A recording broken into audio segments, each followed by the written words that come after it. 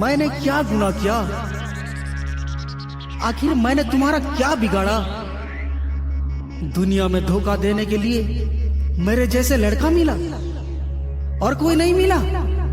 छी!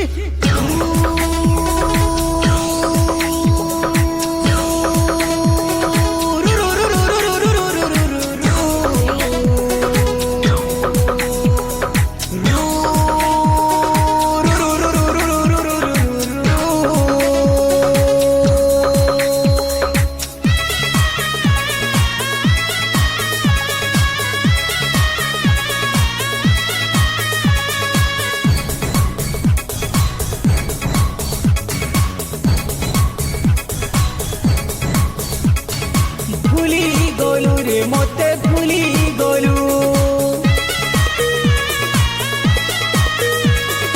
भूली गोलू रे मोते भूली गोलू। दुई दिनिया प्रेम रंगे मोते रो चालू, ओधा बाटे धोखा दे छाड़ी बोलालू। दुई दिनिया प्रेम रंगे मोते रो चालू, ओधा बाटे धोखा दे छाड़ी बोलालू। मनर कथा के कोई नहीं बुझलू। भूली गोलू रे मोते भूली गोलू, भूली गोलू रे मोते भूली गोलू, भूली गोलू रे मोते भूली गोलू, भूली गोलू रे मोते भूली गोलू।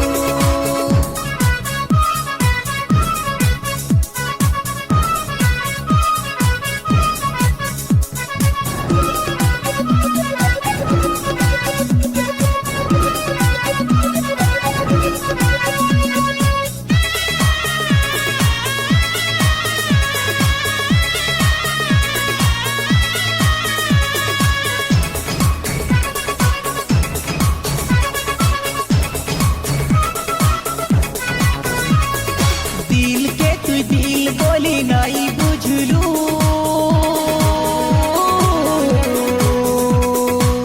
कागजर फूल भाभी सबके चिरी कह देलू।